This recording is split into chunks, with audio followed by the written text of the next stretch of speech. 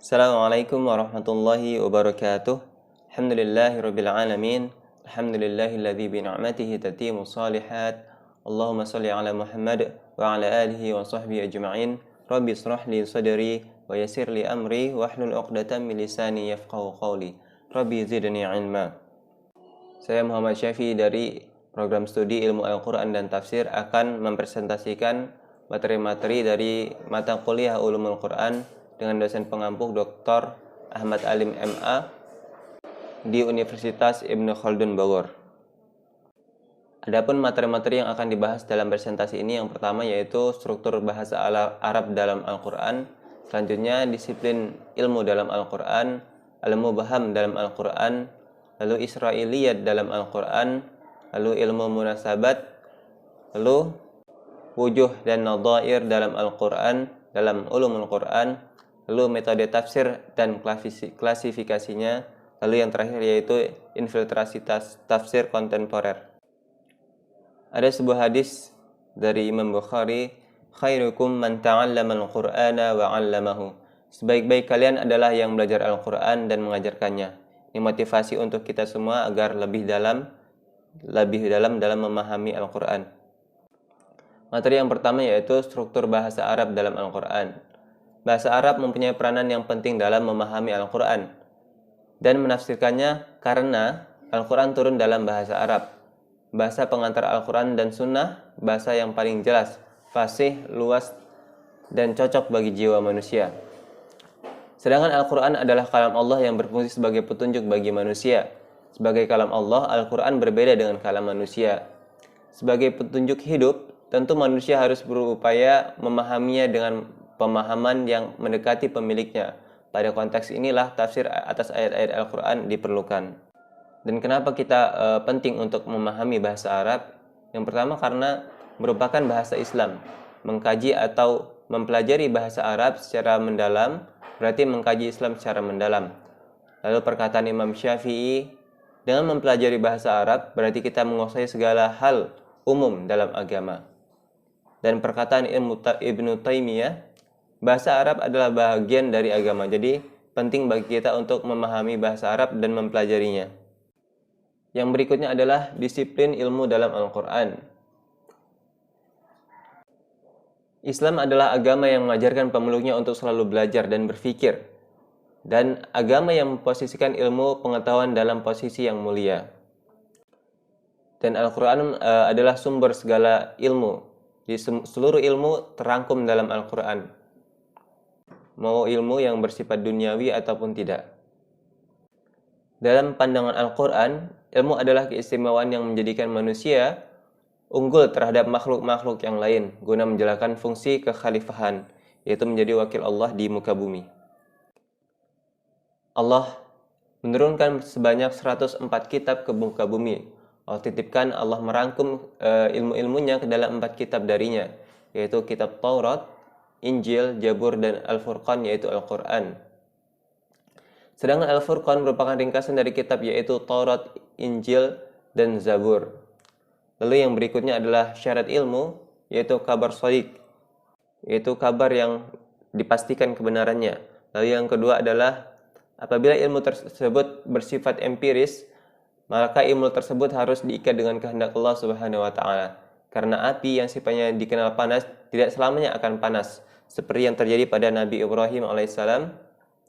Jika Allah menginginkan dia menjadi dingin, maka itu bukanlah suatu yang mustahil. Jadi setiap ilmu yang empiris maka harus dikaitkan dengan kehendak Allah Subhanahu wa taala, karena Allah Maha berkehendak. Dan Allah yaf'alu ma yurid, Allah melakukan apa yang Allah kehendaki. Materi berikutnya adalah al-mubham dalam Al-Qur'an. Al-mubham yaitu suatu yang tersembunyi, baik itu berupa nama, bentuk, sifat, waktu, atau tempatnya.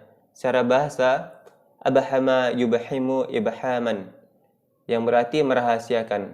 Secara istilah, semua lafaz dalam Al-Qur'an yang penyebutannya tidak disebut secara spesifik. Jadi banyak dalam Al-Qur'an ini nama-nama atau tempat tidak disebut oleh Allah secara spesifik, dan hal itu disebut dengan mubham.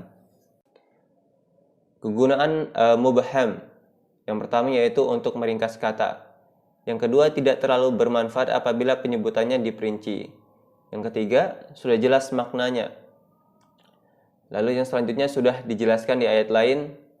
Yang kelima, dimaksudkan agar ayat tersebut berlaku secara umum. Kaidah mubham, jadi kita tidak perlu mencari tahu hal-hal yang Allah mubhamkan. Yang berikutnya yaitu ilmu untuk mengetahui mubham tergantung pada dalil naqli. Tidak bisa menggunakan unsur ra'yi. Jadi mubham ini bergantung pada dalil-dalil yang sudah Allah turunkan berupa hadis atau penjelasan dari Al-Quran. Dan tidak bisa menggunakan unsur ra'yi atau fikiran, ijtihad dan sebagainya. Yang berikutnya adalah Israiliyat dalam Al-Quran. Secara bahasa, Israiliyat merupakan bentuk jamak dari kata Israel yang dinisbatkan kepada Nabi Yaqub alaihi salam. Secara istilah, yaitu Israiliyat merupakan kisah-kisah yang berbicara tentang umat-umat terdahulu. Jadi kisah-kisah yang dibawa oleh orang-orang Bani Israel yang telah masuk Islam, dan ini diceritakan kepada para sahabat, para tabi'in. Pada zaman Nabi Yaqub, ia juga penyimpangan-penyimpangan pada zaman tersebut. Kisah ini dibawakan oleh orang-orang Bani Israel yang masuk agama Islam. Lalu bagaimana hukum Israiliyat? Yang pertama yaitu diterima atau makbul. Boleh diceritakan sebagai pelajaran. Ini kisah-kisah yang bagus, kisah-kisah yang memotivasi umat ya. Lalu ada yang kedua yaitu didiamkan atau maskutu anhu. Cerita ini boleh diceritakan. Lalu yang ketiga adalah ditolak atau marfud. Jika cerita tersebut bertentangan dengan syariat Islam. Ada cerita dari Israiliyat yang bertentangan dengan Islam, tentu hal ini harus ditolak. Lalu yang berikutnya adalah ilmu munasabat. Adalah ilmu yang mempelajari tentang tata tertib ayat dan surat. Menurut Imam Ar-Razi, ilmu munasabat adalah ilmu yang dititipkan di dalamnya banyak dari hikmah-hikmah, rahasia, dan hukum mengenai urutan ayat dan surat. Secara bahasa, al-munasabat berarti juga al-muqarabah, yaitu saling berdekatan, al-mumasilah maksud saya, saling serupa, al-musyakilah, saling sebangun. Secara istilah, ilmu yang mempelajari tentang rahasia serta alasan-alasan dalam susunan Al-Quran, sehingga ada kolerasi antara satu ayat atau surat dengan yang lainnya. Seakan-akan surat dan ayat itu sama satu jumlah ya, atau kalimat yang sama dan memiliki relasi makna yang sama.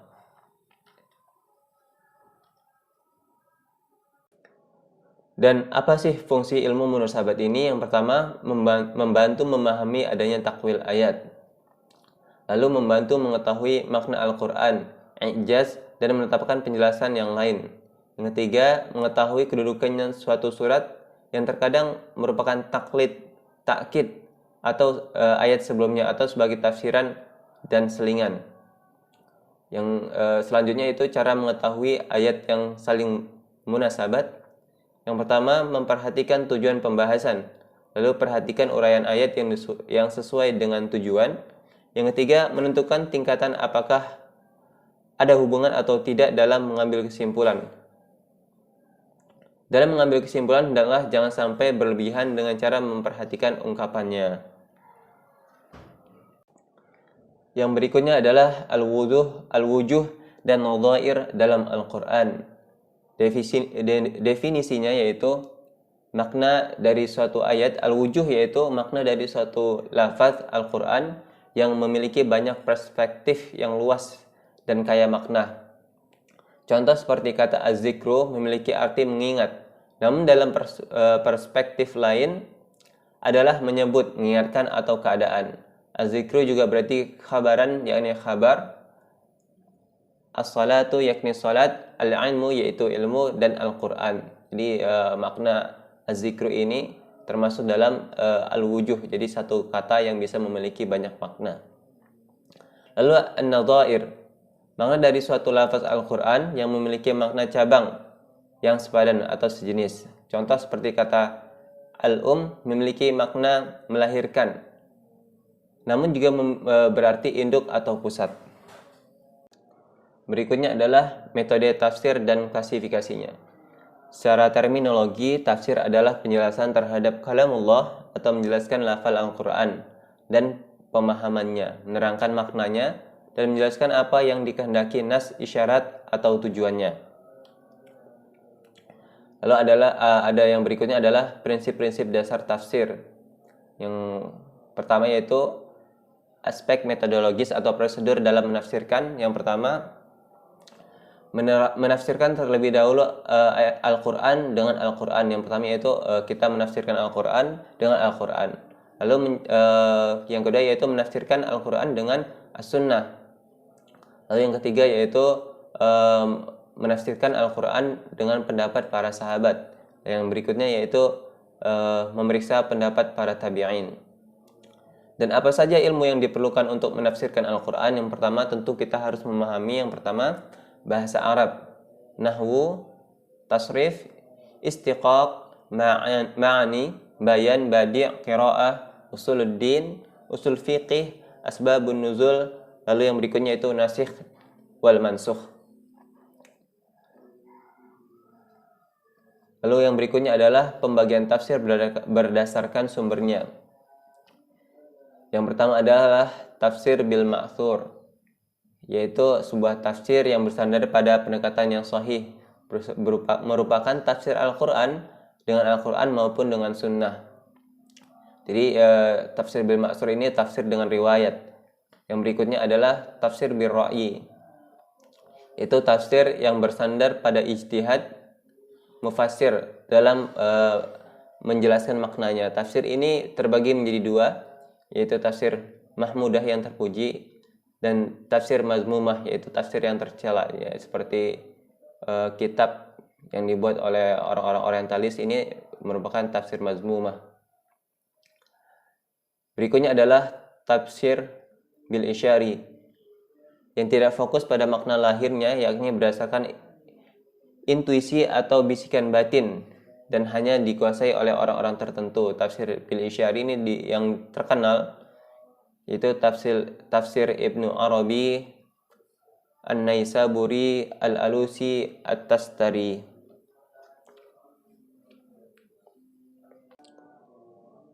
Yang berikutnya adalah materi terakhir kita, infiltrasi tafsir kontemporer. Secara bahasa, infiltrasi berarti yaitu penyusupan, al-gisi atau penipuan, al-fasad, kerusakan, dan al-makru, tipu daya. Sedangkan secara istilah, infiltrasi adalah penafsiran yang menggunakan metode yang diambil dari luar Islam. Diartikan pula sebagai suatu yang tidak ada atau asing dalam Islam.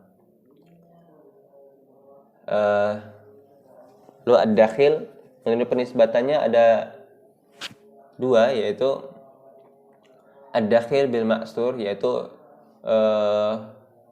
infiltrasi tafsir bil ma'sur ini dengan riwayat, ya, seperti Israiliyat atau riwayat lemah dari suatu hadis dinisbatkan kepada Rasul tetapi dipakai untuk menafsirkan Al-Quran.